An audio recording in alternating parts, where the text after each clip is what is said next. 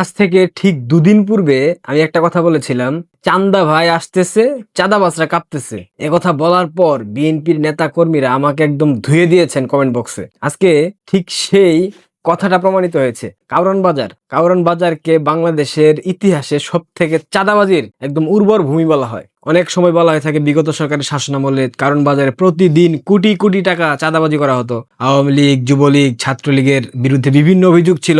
কারণ বাজার থেকে প্রতিদিন কোটি কোটি টাকা তারা চাঁদাবাজি করে লুটপাট করত। বিএনপি কি থেমেছিল?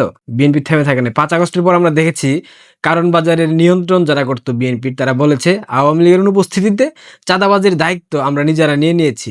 কথা কিন্তু বলেছে। ভিডিওটা সঙ্গত কারণে আমি খুঁজে পাচ্ছি না, খুঁজে পেলে আমি অবশ্যই দেখাইতাম আপনাদেরকে। কারণ বাজারে আজকে বিএনপির দুই পক্ষের বিশাল সংঘর্ষ হয়েছে। পাশাপাশি সাধারণ যারা ব্যবসায়ী আছে কারণ বাজারে, দেখেন তাদের সাথে কি ধরনের সংঘর্ষ হয়েছে, আপনারা ভিডিওতে দেখেন। রাজধানীর কারণ বাজারে ব্যবসায়ীদের সঙ্গে ধাওয়া পাল্টা দেওয়ার ঘটনা ঘটছে। দর্শক দেখতে পাচ্ছেন, চাঁদাবাজের বিরুদ্ধে মানববন্ধন চলাকালে একদল লোক লাঠি সোঁটা নিয়ে এসে ব্যবসায়ীদের উপর হামলা করে এবং তার পরবর্তীতে আমরা দেখতে পাচ্ছি ব্যবসায়ীরাও কিন্তু লাঠি সোঁটা নিয়ে কিন্তু নেমে পড়েছে এবং আমরা দেখছেন দর্শক এই মুহূর্তে ধাওয়া পাল্টা দেওয়া চলছে রাজধানীর কারণ বাজারে এবং ব্যবসায়ীদের সঙ্গে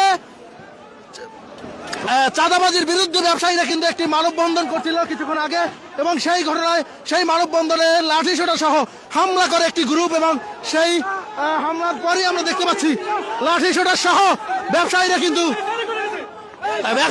নেমে পড়েছেন মাঠে।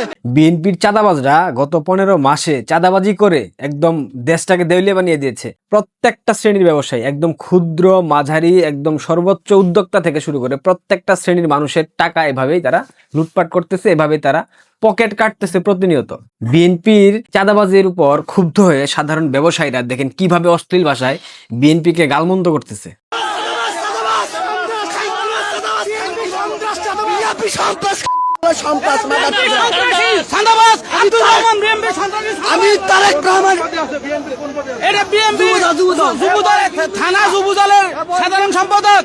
এটা হচ্ছে বিএনপির প্রকৃত চরিত্র।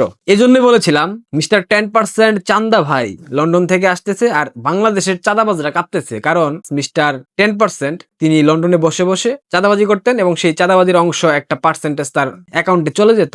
একথা কিন্তু অস্বীকার করার সুযোগ নেই। 2001 থেকে 2006 হাওয়া ভবন প্রতিষ্ঠা, দুর্নীতিতে 4 বার চ্যাম্পিয়ন, এরকম অসংখ্য ঘটনা বিএনপির শাসনামলে আমরা শুনেছি, দেখেছি, অসংখ্য প্রমাণ আমরা পেয়েছি।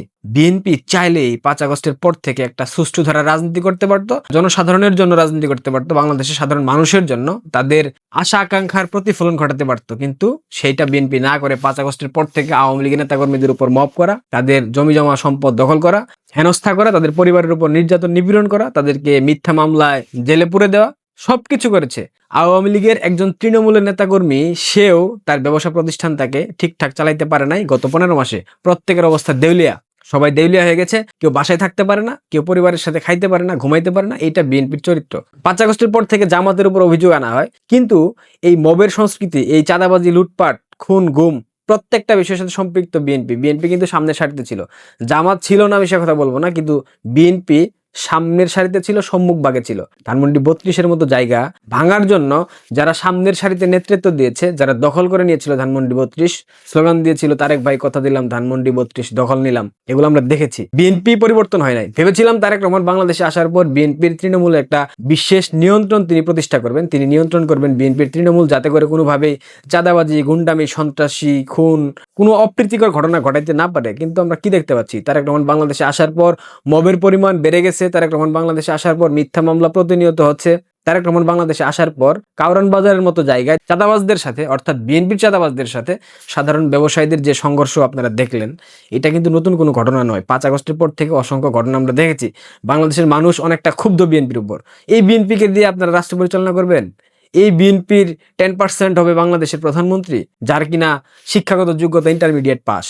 বাংলাদেশের মানুষ, খেটে খাওয়া শ্রমিক জনতা, মেহনতি মানুষ, শিক্ষা প্রতিষ্ঠানে শিক্ষক, শিক্ষিকা, শিক্ষার্থী ভাই বোনেরা, তোমাদের উদ্দেশ্যে, বিশেষ করে জেনজি প্রজন্ম, তোমরা কি এখনো বুঝতে পারছো না এই বিএনপিকে তোমাদের বয়কট করা উচিত? তোমরা কি এখনো বুঝতে পারছো না ডক্টর ইউনূস যত বাংলাদেশকে ক্ষতিগ্রস্ত করেছে, বিএনপি ক্ষমতায় আসলে তার থেকে বেশি ক্ষতিগ্রস্ত হবে বাংলাদেশের সাধারণ মানুষ, বাংলাদেশের অর্থনীতি, বাংলাদেশের সামগ্রিক কাঠামো। কারণ বাজারে সেই উদাহরণ 10%-এর প্রিয় রাজনৈতিক নেতাকর্মীরা তারা দিয়ে গেছে। তারা পুলিশের সাথে ধাওয়া পাল্টা ধাওয়া করেছে, তাদের সাথে সাধারণ ব্যবসায়ীদের ধাওয়া পাল্টা দেওয়া হয়েছে। হয়েছে, এগুলা নিত্যনৈমিত্তিক ঘটনা এবং সেটা আমরা সামনের দিনে আরো ব্যাপক আকারে দেখতে পারবো। আওয়ামী লীগকে দোষ দেওয়ার পূর্বে গত 15 মাসে বিএনপির যে অপশাসন, বিএনপির যে নৈরাজ্য, এগুলোর মধ্যে একটু তুলনা করার চেষ্টা করেন, তাহলে বুঝতে পারবেন প্রকৃতপক্ষে বিএনপি কি দল আর বিএনপি কি করতে পারে, আর বিএনপি বাংলাদেশের মানুষের ভাগ্য কোথায় নিয়ে দাঁড় করাবে। আপনারা অনেকেই বলেন না 5 আগস্টের সেই জঙ্গি অভ্যুত্থানের মাস্টার মাইন্ড মাহফুজ আলম, কিন্তু আমি আজকে আবারও বলতেছি 5 আগস্টের সেই জঙ্গি উত্থানের মাস্টার মাইন্ড তারেক রহমান ছিল, এবং এইটা বাংলাদেশের মানুষ এখন বুঝতে পারছে,